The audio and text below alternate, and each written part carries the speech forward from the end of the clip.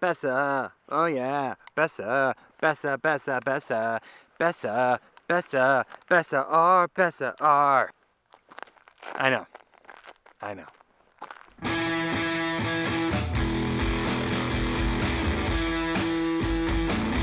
Yo, what up, nerds? Welcome back to another episode of your second favorite YouTuber and number one favorite ball of energy wrapped up in a turkey sandwich. And if you're vegan, well, you're just gonna have to pick around the meat. In today's episode, I'm gonna explain away my guilt for picking up another film camera, and in doing so, hopefully make you feel better about your terrible life decisions. Yeah, like that terrible toe tattoo. Or like all your film cameras you don't really need. I mean, who really needs more than just like one or two? We all do.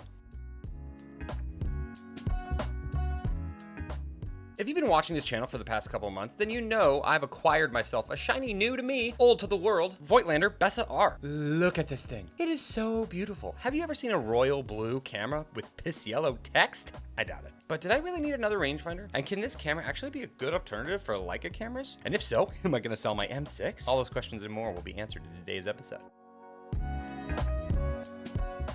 Because I've been away for quite some time and I relapsed in Ohio, I needed to call my CA sponsor, Jason. That's Cameras Anonymous, by the way. It's a club where we help each other make better decisions in life, like buying more cameras. I needed to show him what I picked up in beautiful Ohio. So to test out my new side piece, Jason and I headed up to Angelina's National Forest to poke around some different areas.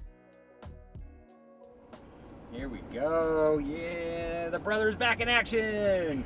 Woohoo! Not even sure I remember how to shoot. It had actually been a few seconds since I've last shot, so I was really excited.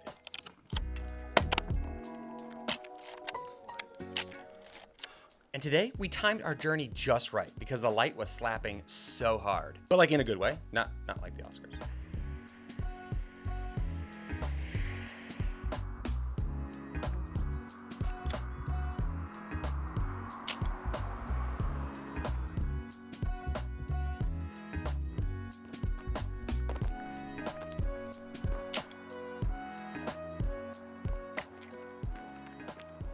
Now, I have to start out by saying that the Bessa R uses a LTM or M39 lens mount. And that's Leica thread mount, by the way. It was the mount that Leica used before their current M mount. These thread mount lenses screw directly onto the body, kind of like a bottle cap. And for all those who don't know how threads work, you're lucky I'm around. I'm always feeding you valuable knowledge. But the Bessa R was released in the year 2000, straight up. That's the year we were all super obsessed with business cards because of Patrick Bateman. New card.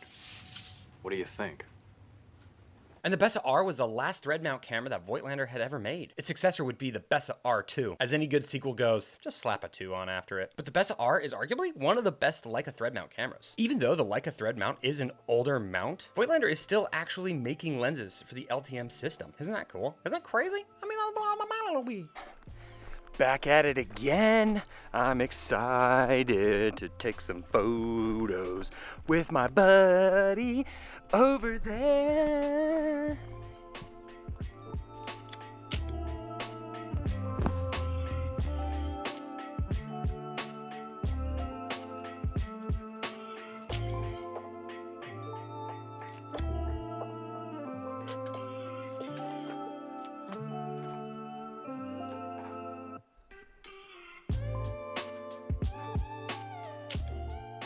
Okay, so let's run down some basic specifications of said camera. And a little bonus to you, a lot of these features are actually shared among the other Bessa models. The first and best feature of this little dandelion is that it's a fully mechanical camera, except for the light meter. You know how I feel about those mechanical cameras and how important they are to me. What? No thank you. Yeah, it's official. Pentax hates me.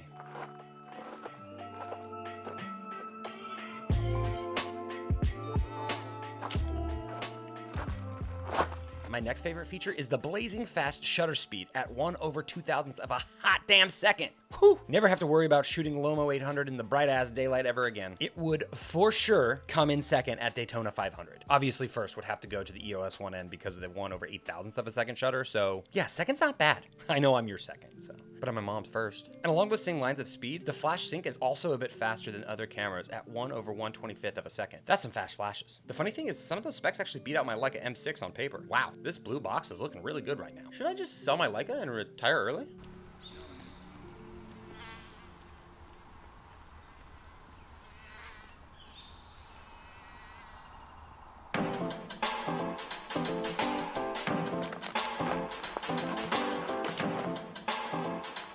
That fly sounds like it's about to fart.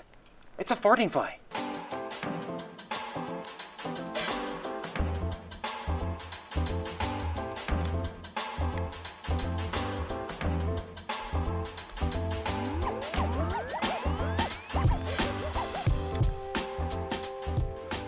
I'm on the roof, I'm on the roof, and I hope I don't die. Overall, if you've used rangefinders before, you know what to expect with this one. You have nice bright frame lines to help focus your image properly, along with the frame selector on the top of your camera for your choice of 35, 50, 75, and 90 millimeter frame lines. Wow, 75, just sneaking yourself right in there, aren't you? I mean, who has ever used a 75 millimeter lens on a rangefinder? No one.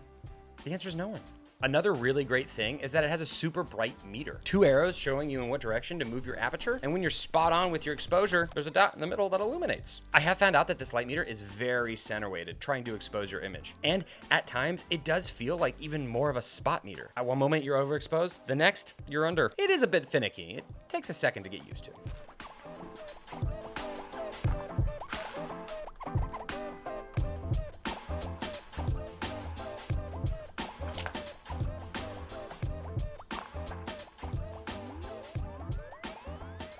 Now that I'm on this side, I kind of like that.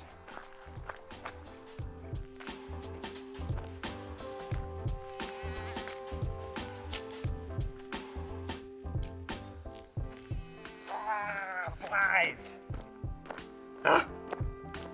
I really like this first location. There was a lot of cool compositions that could be taken here. I was on the fence about only having a 50 millimeter lens for this camera. Sometimes I just really wanted to go a little bit wider.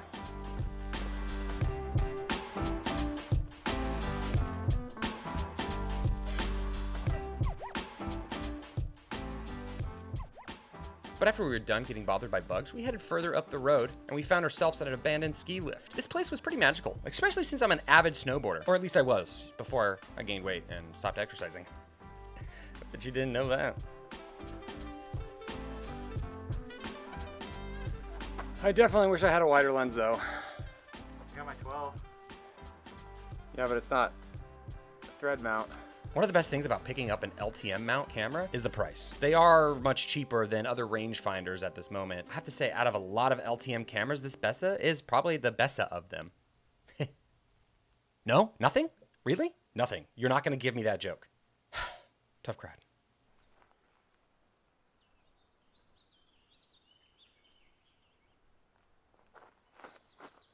Dare you to sit on it. A lot of the LTM cameras are old, ancient, and have no light meters. So with these specs, I'd much rather hop onto the Bessa R train. There's definitely a big argument to be made for picking up a less expensive Bessa body and spending that extra dough on some stellar glass.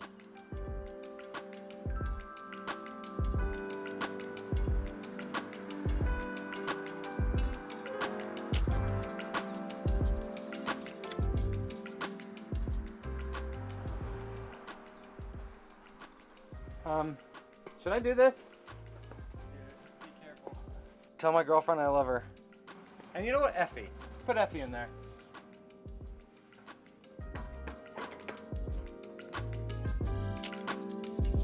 Is this gonna be a cool shot? There's no way anyone in their right mind would have skied down that. It's gonna be money. Straight money. Now let's talk about how it hangs. The camera, that is. Since the placement of the lugs are on the front corners of the camera with a lighter lens, like my new 35mm color scope are, yes, I do have 2 of the same lenses in different mounts. The camera tends to lead backwards towards your body. It's a little uneven and kind of weird at first. But if my Canon 50mm 1.8, which weighs as much as a watermelon, is attached to my Bessa, it counteracts the light as a feather body and makes the Bessa hang straight and true. Does that bother you? I don't know. Does it bother me? Yeah, just a little bit. And it might take me a few more nights crying in the bathtub to get over it.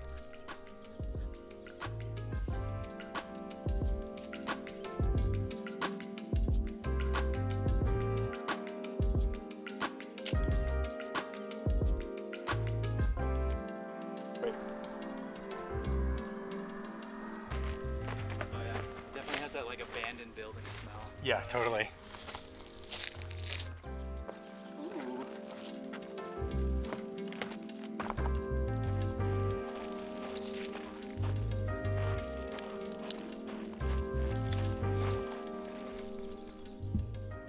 Do you think a murderer lives up there, Jason?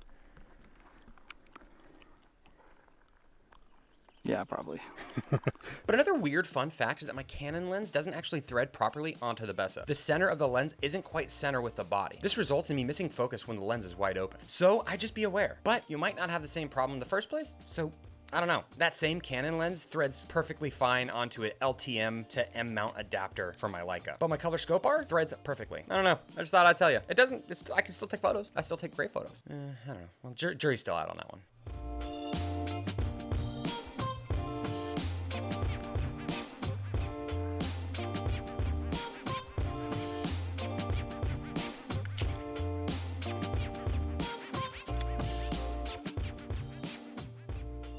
I definitely want to go back to that ski lift. I think there's more to explore up that mountain a bit further. I really like this image of the chairlift going into the distance from above the lines. Mostly because I almost died getting that shot. I had to struggle for my art. Or I just really wanted to climb that lift. I don't know which one's which.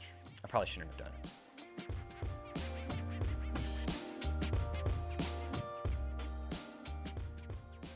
As the sun was going down, we had a few more shots to kill in both of our cameras. So we decided to stop off at an overlook along the roadside. And oh boy, was there even more bugs eating at our heads, shoulders, knees, and toes.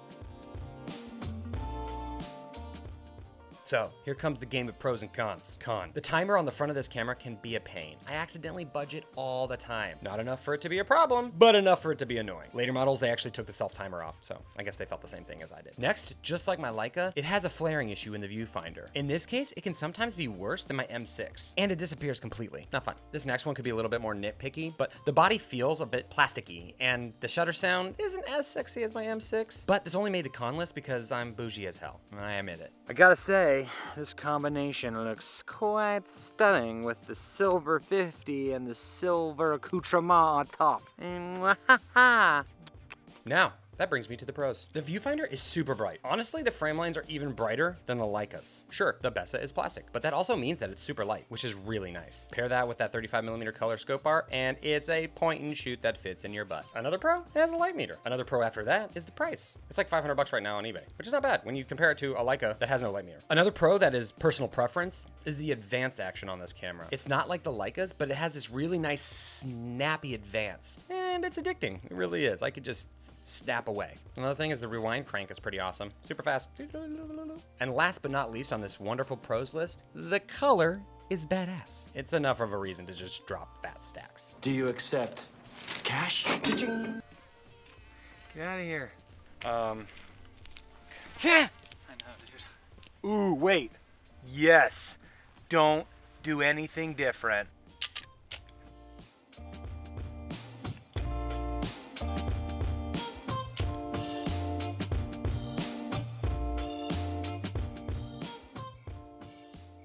Overall, at the end of the day, the combination of this Bessa with that Canon 50mm lens was really nice. I know I complain about 50 sometimes, but sometimes it's really good to force my brain into a different focal length to make me think a little bit differently when taking photos. Okay, to sum it all up, are you in the market for a rangefinder camera and you don't want to sell your kidney for a Leica? If the answer to that question is yes, then you really can't go wrong with this camera or any Bessa in the lineup. Each Bessa has their own strengths. All the Bessas after the R basically just change the mount, have different frame lines, and come with a more rigid body. I'm also very much glossing over a lot of the upgrades there. The good thing about this Bessa R setup is that the body and the lenses are relatively affordable still. And then if you want to make your way to a Leica or even another Bessa model, you can graduate with those LTM lenses by the way of an adapter. I mean, that's how I use my 50mm on my Leica in the first place. For me, I enjoy using this camera alongside my Leica as a companion. Like when my Leica has color film in it, my Bessa can have black and white, and I don't have to sacrifice shooting one stock over another when the light is bad. The cool thing about owning this camera is I've always wanted a Voigtlander Bessa in my lineup. I always thought that they were great cameras when shooting rangefinders. It's really cool to see the difference between how Leica does it and how a Bessa does it. Honestly, I got it because of the color. I really did. I'm not lying to you right now. So, at the end of the day, is this a good alternative to a Leica? Absolutely, tootly fruitly.